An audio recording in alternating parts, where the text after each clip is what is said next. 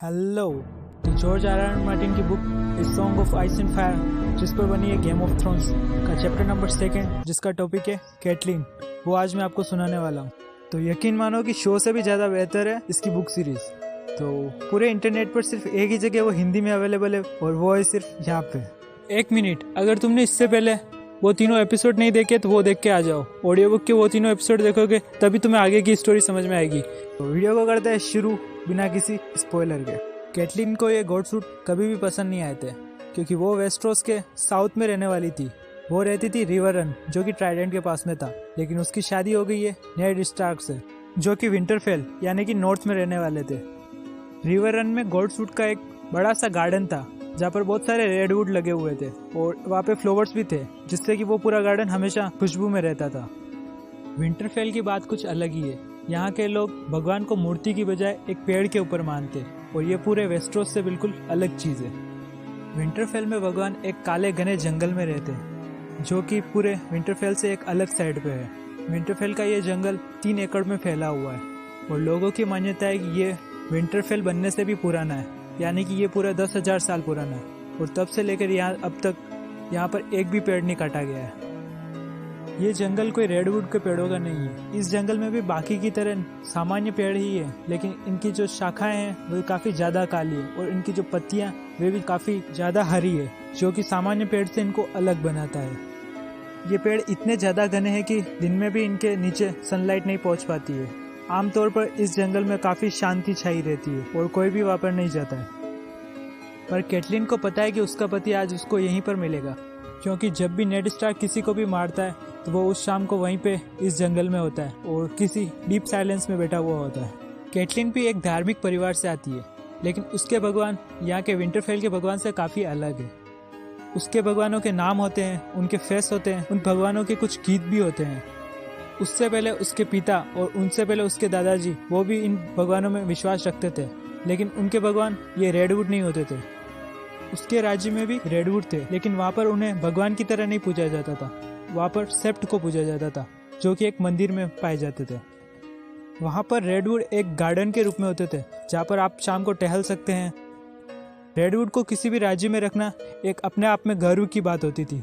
ये दर्शाता था कि हमारे राज्य में रेडवुड लगा हुआ है, यानी कि हमारा राज्य इतना ज़्यादा पुराना है। विंटरफेल में आने के बाद में नेड ने उसके लिए एक छोटा सा सेप्ट बनाया था, जहाँ पर वो अपने भगवान के गीत गा सकती थी और अपने भगवान को याद कर सकती थी।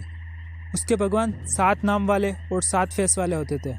उसके भगवानों के चेहरे भी आपस में काफ़ी ज़्यादा मिलते जुलते थे, लेकिन विंटरफेल के स्टार्क्स में पहले आदमी का खून है। नेड के भगवान का कोई नाम नहीं था और न ही उनकी कोई फेस था। स्टार्क्स के भगवान और चिल्ड्रन ऑफ फॉरेस्ट के भगवान एक ही है, लेकिन कहा जाता है कि चिल्ड्रन ऑफ फॉरेस्ट बहुत सालों पहले ही मिट चुके हैं। विंटरफेल के इन गोट्स के जंगल में बीचों बीच एक बड़ा सा पूल था, जिसमें काला और काफ़ी ठंडा पानी रहता था। इस पानी का काला होना अपने आप में एक आश्चर्य की बात थी, लेकिन ये स्टार्क्स के लिए कुछ नया नहीं था। यहाँ पर इस पुल के पास में एक बड़ा सा पेड़ था, जिसे नेड द हर्ट ट्री कहता था। हर्ट ट्री की शाखाएं बिल्कुल अलग थी। उसका तना एक हड्डी की तरह सफ़ेद था और उसकी पत्तियाँ बिल्कुल किसी लाल खून से सने हुए हाथों की तरह थी। उस हार्टवुड के तने पर एक चेहरा बना हुआ था, लेकिन कोई भी नहीं जानता है कि यह चेहरा किसका है। उस चेहरे की आंखें कुछ फूटी हुई जैसी दिखती थी, उनसे एक रेड कलर का सेप निकलता था, लेकिन स्टार्क्स का मानना है कि वो कोई सेप नहीं है और उनके भगवान का खून है। उस पेड़ पर बने हुए चेहरे की आंखें कुछ अलग ही थी। उन आंखों को देखकर कोई भी कह सकता है कि हमें ही देख रही है, और वह आंखें काफ़ी पुरानी है। अगर पुरानी मान्यताएं सही है तो ये आंखें पूरे विंटरफेल के बनने से भी पुरानी है, यानी कि उन आंखों ने ब्रेंडन द बिल्डर, जिसने पूरा विंटरफेल बनाया, उसको भी बनाते हुए देखा है। स्टार्क्स में एक मान्यता है कि इन रेडवुड्स पर ये चेहरे फर्स्ट मैन के नेरोसी को पार करके वेस्टरोस के आने के भी सदियों पहले चिल्ड्रन ऑफ फॉरेस्ट ने इसको बनाया।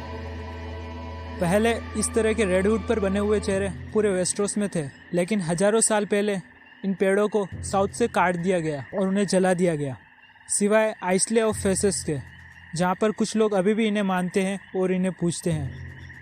लेकिन विंटरफेल की बात तो हमेशा से कुछ अलग ही रही है। विंटरफेल के हर एक कासल में अपना एक गोट्सवुड का जंगल है, और उसमें एक रेडवुड का पेड़ है जिस पर एक चेहरा बना हुआ है, और उस चेहरे की आंखों से खून निकलता है। कैटलिन ने अपनी आशा के अनुरूप नेड स्टार्क को उसी रेडवुड के नीचे बैठा हुआ पाया, जो कि एक पत्थर के ऊपर बैठा हुआ था। नेड के हाथ में उसकी तलवार थी जिसका नाम आइस है। नेड उस काले पानी से उस तलवार को साफ कर रहा था। नेड ने कैटलिन को आते हुए नहीं देखा, लेकिन कैटलिन ने जैसे उस पेड़ के ऊपर देखा तो उसे लगा वह आंखें उससे ही घूरती जा रही है, लेकिन उसने जैसे तैसे करके उन आंखों को इग्नोर करने की कोशिश की और हौले से नेड के पास जाकर उसका नाम पुकारा। नेड ने चौंकते हुए अपना सिर ऊपर किया और बोला, कैटलिन, बच्चे कहाँ पर है? नेड स्टार्क अक्सर कैटलिन से यही सवाल पूछता था।